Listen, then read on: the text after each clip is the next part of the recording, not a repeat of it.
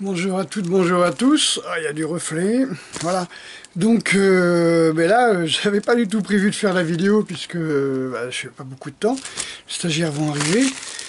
Mais par contre, je ne voulais pas, je ne voulais pas rater l'occasion de vous donner les derniers rapports du professeur Raoult. Donc bon, déjà, il y a pratiquement plus de morts, hein, pratiquement plus de morts du Covid.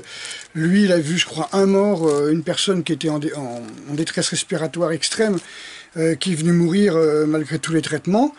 Donc ça fait à peu près 0,2% comment on peut dire, de victimes du Covid, hein, en moyenne. Hein. Voilà, donc par contre, il a vu une recrudescence de tests positifs chez les jeunes. Et il dit, alors ce qui est un peu gêné, il dit, voilà, ce sont des foyers dus à des contaminations fécales.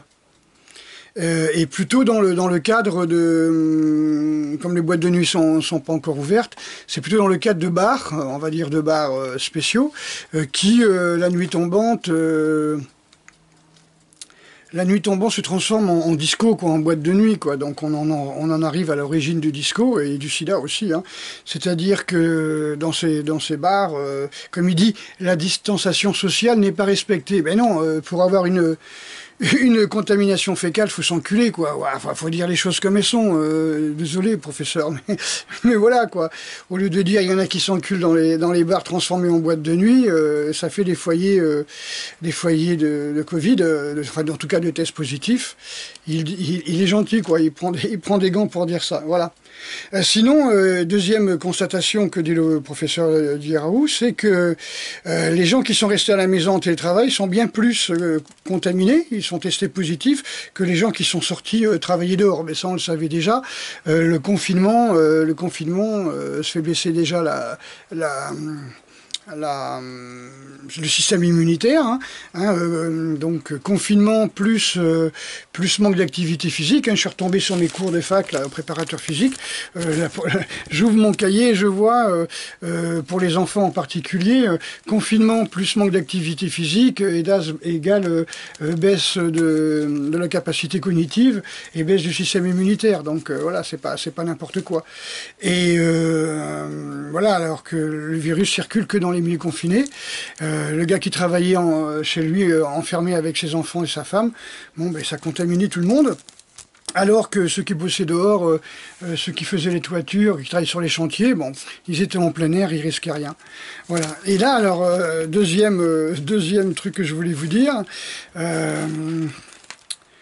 il y a un comité, il faut que je trouve le nom, ça s'appelle CARE, comité C-A-R-E, avec le comité de vaccin Covid. Ils ont quand même fait un comité qui s'appelle vaccin Covid-19, le comité scientifique qui s'appelle CARE. Alors ce qui est marrant, c'est que des moments que vous avez un comité scientifique qui s'appelle comité pour le travail du Covid, et le comité vaccin Covid-19, vous êtes sûr qu'ils ont envie de vacciner tout le monde, hein, sinon ils ne dépenseraient pas des millions pour ça. Hein. Donc ils ont remis un rapport au gouvernement qui est assez marrant, quoi.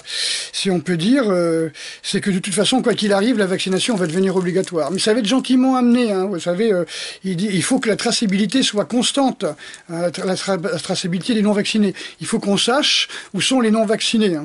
Les gens, les rétifs, vous voyez, ceux qui sont pas d'accord avec la vaccination, ils sont surtout pas d'accord avec le gouvernement. Voilà, donc les phrases qu'on a retrouvées, c'est l'adhésion de nos concitoyens est à construire. Ça veut dire qu'on sait très bien que les gens ne veulent pas de vaccin, donc on va leur trouver un moyen de leur imposer ce vaccin. Donc l'adhésion de nos concitoyens est à construire, écoutez bien. La communication, tout particulièrement, sera une des conditions de réussite de la campagne vaccinale. Donc, va bien y avoir un lavage de cerveau, va bien y avoir une campagne vaccinale, et on va encore avoir droit à la radio, aux pubs, aux alertes à la radio, les affiches, dans les magazines, dans le métro, partout. Et dans les écoles, puisqu'ils disent bien que la communication sera adaptée. Vous voyez, ça veut dire qu'on va bourrer le crâne des vieux et bourrer le crâne des enfants. Hein. C'est comme ça que ça se passe. Hein. pareil avec la grippe, hein. J'aime mon grand-père, je le fais vacciner, en 1978, qui a donné j'aime mes petits-enfants, je me fais vacciner. Vous voyez, ça avait commencé avec les chats en 77. Vous voyez, j'aime mon chat, je le fais vacciner pour je sais pas quoi, mais enfin c'était une campagne vaccinale, je me souviens, un peu partout. Hein. Moi j'étais encore à l'armée, je voyais le parcours des affiches, j'aime mon chat, je le fais vacciner. Et en 78-79, ça a été une campagne pour la grippe, parce qu'il y avait 3 vieux qui étaient morts dans un hospice, ça vous rappelle rien, des vieux qui meurent dans les hospices, tout d'un coup on fait des campagnes vaccinales, on alerte tout le monde, au secours. Bah ouais, les hospices, ce sont des moires, comme si les gens ne le savaient pas. Et donc, on a dit, voilà, j'aime mes grands-parents, je les fais vacciner, j'aime mes parents, je les fais vacciner. Et puis comme ça suffisait pas, les gens voulaient pas se faire vacciner contre la grippe, eh bien ça a été après des photos de vieux en disant, j'aime mes petits-enfants, je me fais vacciner. La culpabilisation totale. Et vous allez voir, hein, elle évoquera, en parlant de la vaccination à venir, là, du Covid, hein, donc la communication tout particulièrement sera une des conditions de réussite de la campagne vaccinale, elle évoquera un contrat social. Ah, ça c'est génial. Des moments où vous entendez contrat social, vous voyez là, l'entube, c'est vraiment marrant. Cherchez contrat social, là, vous avez les spécialistes du contrat social. Alors, elle évoquera un contrat social appelant à la responsabilité de chacun. Vous voyez un petit peu? C'est-à-dire la culpabilisation. On va encore culpabiliser ceux qui ne veulent pas se faire vacciner. Voilà, donc c'est assez marrant, quoi. Contrat social, c'est partout. Vous êtes cherché dans le tube. Une autre phrase qui est sortie de ce rapport, des spécialistes, le comité scientifique, bien sûr dépendant financièrement des laboratoires, hein.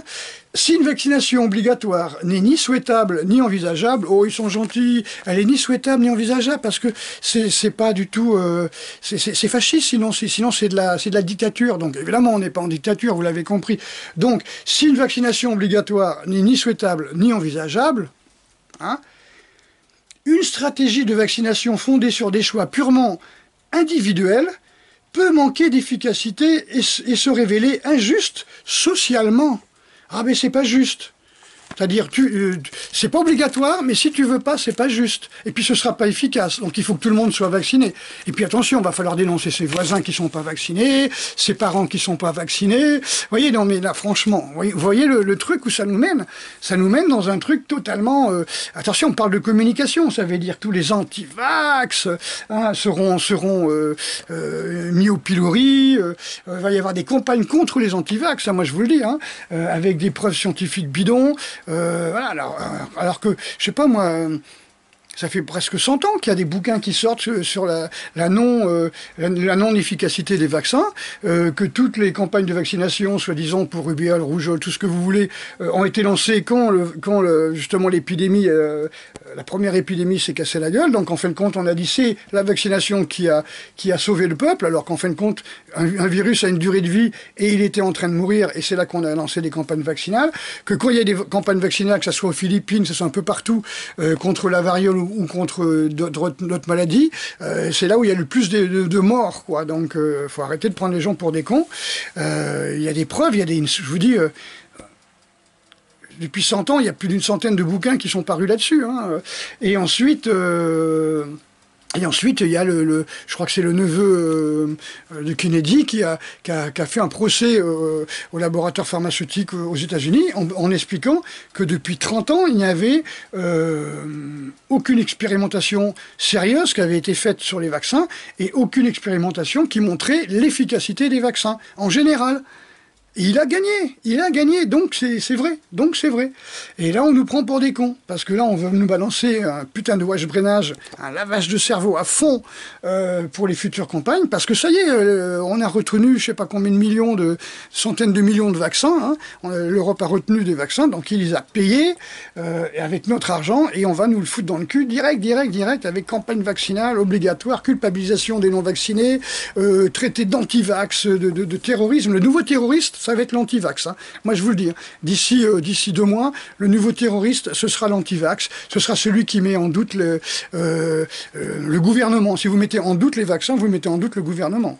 Voilà, si vous vous intéressez à votre santé, vous mettez en doute le gouvernement. Si vous citez les 100 livres qui parlent de l'inefficacité des vaccins et de leur dangerosité, vous êtes anti-gouvernemental, vu que le gouvernement est totalement subventionné par les laboratoires pharmaceutiques. Hein. C'est le plus grand, les laboratoires pharmaceutiques, c'est les plus grands contaminateurs quelque part. Hein.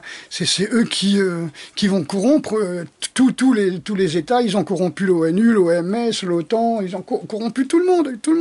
Eh ben oui, c'est les plus riches.